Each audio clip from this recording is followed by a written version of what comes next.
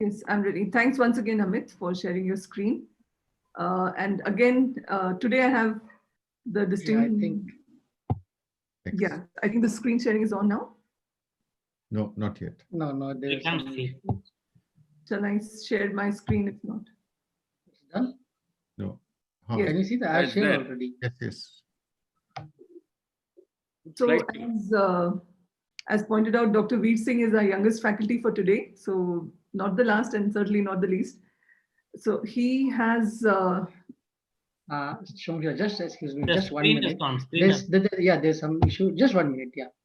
Because I have it as well. If you like, I can. Amit, you need a retina surgeon to help you. No. Cataract part, I won't need anybody. Yeah, now it is okay. All over you. Sorry. So not only is he the youngest surgeon, but there's quite a familial lineage of renowned family members for Dr. Veer Singh. He has multiple degrees to his credit, having done his fellowship at Shankar Netralaya in Chennai, and also having done the FICO retina from London, UK. And he happens to be the great grandson of Dr. Sohan Singh, and after whom the hospital is named. Everybody knows such an illustrious grandfather that he has. He's the son of Dr. Preetam Singh and also grandson of Dr. Ranbir Singh. So apart from the family legacy that he already has, which only makes it more difficult for him, I think, they're all fourth generation ophthalmologists, as is obvious. He, in his own right, is an excellent vitreoretinal surgeon, and he's also a cataract surgeon. So he's perfectly suited for today's meeting. And he does both of these at the center in Amritsar.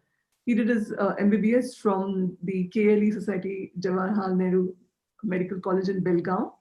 Again, being very young, he did it just a few years ago, 9 years ago, and his MS Ophthalmology from Meerut.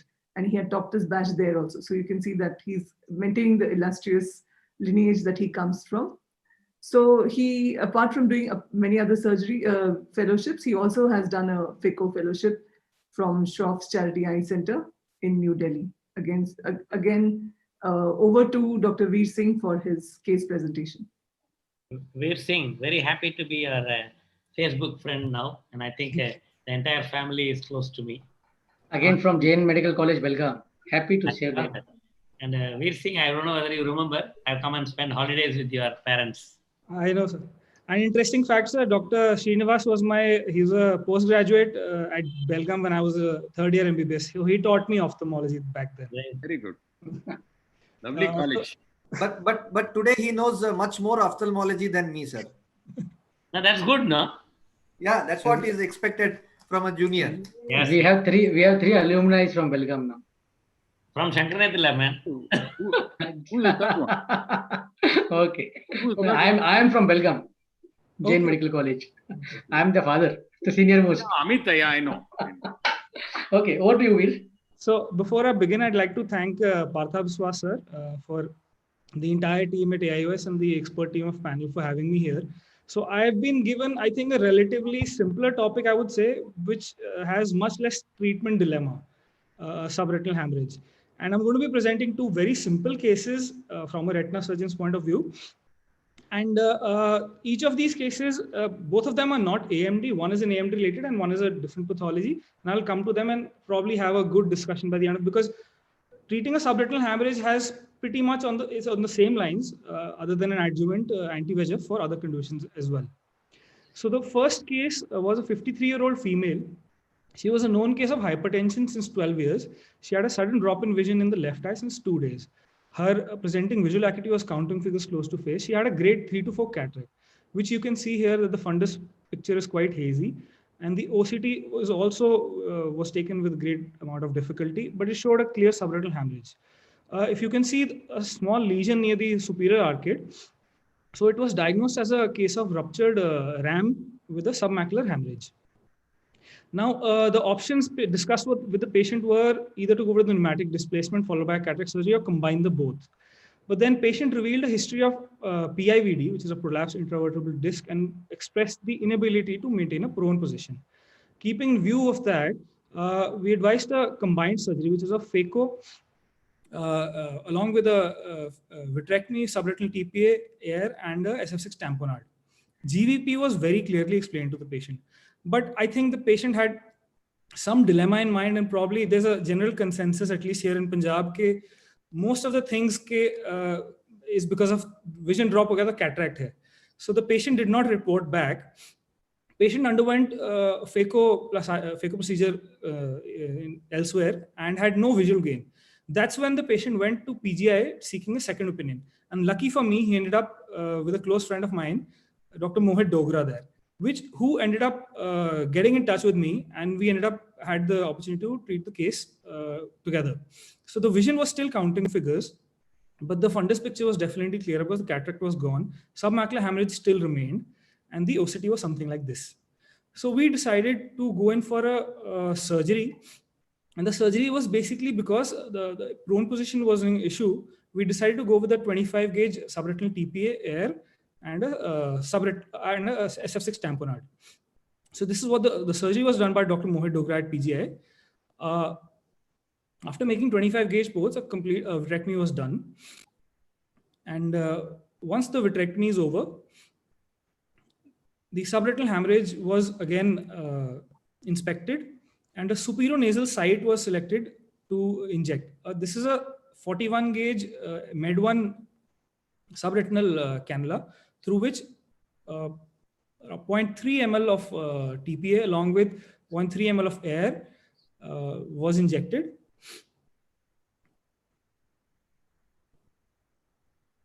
Followed by again a reinspection and a fluid exchange. After fluid exchange, SF6 20% was given, and the case was closed. So on POD3, the hemorrhage had significantly shifted inferiorly, and the vision had improved to 160. And at 3 months, the vision improved to 618. Fantastic. The second case was a 59-year-old female with a sudden diminution of vision in the left eye since 3 days. Now, the vision was actually just a second, was 6.9 in the right eye and the left eye, counting fingers, and the patient had a grade 2 to 3 nuclear sclerosis in both eyes. The right eye had drusen. The OCT was somewhat in a near normal macula with a bumpy RP. The left eye had a frank subretinal hemorrhage, a massive one, and which could be seen in the OCT itself. So the case was diagnosed as a dry AMD in the right eye and left eye wet AMD/PCV with a submacular hemorrhage. Now, the treatment here, what was given was an injection of Avastin along with a TP and a 0.3 ml of pure SF6 gas followed by prone positioning. Unfortunately, on third day of the injection, patient came for a checkup and he had a breakthrough vitreous hemorrhage, which was seen in the first image shows a submacular hemorrhage and a vitreous hemorrhage on the ultrasound. So looking into this, surgery was advised. So again, surgery was done, a combined surgery was done, a phaco with a vitrectomy, subretinal TPA. In this case, subretinal Avastin was given, but air was not injected, and a SF6 tamponade was given, followed by prone positioning. Then monthly injections were given, and at 2 months, the visual acuity had improved to 624, and at 3 months, it had improved to 618. So these were the 2 cases, but I just wanted to say a couple of lines on some articles that I came across. The first one is specifically related to AMD, in which they showed that the vitrectomy and the subretinal TPA with the Avastin has the best outcome, but even the intravitreal injection of TPA with the Avastin had comparable results. In the second study was about not about AMD, but about traumatic subretinal hemorrhages, which showed that the vitrectomy with subretinal TPA had a superior outcomes. But if there was no availability of an expert surgeon, it was better to do a intravitreal injection. So this is a chart I've taken from the same study. So this says if it's a young patient, probably a good idea to try a pneumatic displacement with a prone position in the first go. And if it's an old patient and there is no other comorbidities, and you have an expert vitreal surgeon, good to go for a surgery. If there is the surgeon is not that well versed with the subretinal surgery, you can have a TPA intravitreal injection with gas tamponade. And with an AMD, you can have a adjuvant anti-VEGF injection. So, and this is another article published in 2016 by Professor Atul Kumar, which I'm particularly fond of. And I follow this with the subretinal surgery, which is injecting 0.4 ml of TPA subretinal and double dose of Avastin, along with a subretinal 0.3 ml air and SF6 tamponade. So the key points when dealing with subretinal hemorrhage and cataract together is the best time window is better within 7 days or maximum to a 10 days interval, because articles have shown that even in 24 hours, the damage, the photoreceptor damage starts happening. Aim is to always prioritize the subretinal hemorrhage over the cataract surgery. Options could be treat the subretinal hemorrhage if view permits and do a subsequent cataract surgery, or combine the two, either with a pneumatic displacement or with a subretinal surgery, or do a cataract surgery followed by a pneumatic displacement or retinal surgery within that 7 to 10 days time period. Never delay subretinal hemorrhage treating subretinal hemorrhage over a cataract surgery, because then the real purpose, that is visual restoration, is defeated. Always have a realistic visual expectation. Counsel the patient accordingly. Never, ever overpromise. I'd like to acknowledge Dr. Mohit Dogra from PGI and Dr. Saveen Gupta from Poly Hospital, Ludhiana, who contributed to this presentation. With that, I'd like to thank you and open the discussion for these cases. Fantastic. Excellent. I think all of us are clapping Veer for you, and excellent presentation and beautiful show of the cases. So without much ado, we'll have Dr. Mallika and Dr. Rajiv Chaudhary sir to comment. As far as the cataract surgery are concerned, that if you have the early cataract also, try to do in the same stage. For the retina point, Dr. Mallika can comment very well. Okay, so in this situation, Dr. Chaudhary, I would like to disagree with you, because this is an emergency. Here we are dealing with a submacular hemorrhage, is not like dealing with AMD usual. So I don't think an early cataract is going to be operated at this time. We have to get the blood out of the macula. That's the priority. Absolutely. Only if we can't see, if the cataract is so advanced, which is unlikely, only then we need to think about the cataract. Now, in your first case, Dr. Veer Singh, very good cases. In your first case, very well removed hemorrhage, but was the retinal macroaneurysm addressed with the focal laser or something after the surgery? Because it would bleed again. So, that was, nothing was done to the RAM. So that should be done. I just wanted to say that after you have cleared the hemorrhage, now you can call the patient anytime and just laser the RAM. Just a point. A lot of times RAMs, after they rupture, they kind of scar down there and they never bleed again. So that was what was in mind. Thought so. Okay, fine. But the treatment should be for RAM should be laser as well. Laser. Second thing is that breakthrough hemorrhage is expected when you are treating a large submacular hemorrhage. We have to tell the patient that this blood can spread out, and in fact, what peripheral vision which you have may also go away after my pneumatic displacement. So that is not an indication for surgery. That is an expected outcome of pneumatic displacement. I always tell my patients, and that happens. It does break through, but the indication for surgery only would be if you can see that the subretinal blood has not cleared because of the PD, which you did document in this case with a B scan. You showed that it had not cleared. So if you can document that subretinal hemorrhage is still there, either on OCT, if media allows, or B scan, then only you have to go for the next step, which is surgery. But if that has been, if the height has reduced on B scan, you can just observe. And the ultimate idea is that the final visual outcome will be better because you have removed the submacular hemorrhage. Vitreous hemorrhage is not an issue that can take its own time and clear. And most of these patients can recover good vision. And the third, sorry, yeah, tell me. So in this, the only thing is that normally we wouldn't do a B scan in a clear media. So we don't have any comparative analysis to do, when we see a subretinal hemorrhage. So not wanting to leave it to chance was the idea we want. No, so yeah, you brought in a very good point. Now in anticipation, you should do a B scan before you inject, before you do a PD, so that you can compare. True. You should do an OCT and a B scan because you are anticipating a breakthrough hemorrhage. That is not a surprise. Third point is that if you are injecting anti-VEGF with the TPA intravitreally, then avoid aflibercept. That has been shown to have a drug interaction where aflibercept can become less effective. And here I would also like to point out that every case that you see with submacular hemorrhage does not need a gas also. Within submacular hemorrhage, I have got away with very good vision with just anti-VEGF or the AMD or whatever is the cause. And you get very good vision, and that is documented in many recent papers. So you don't have to give in a gas. Gas is given when you have reasonably thick hemorrhage which you want to remove. And that I think works only for the first 5 to 10 days.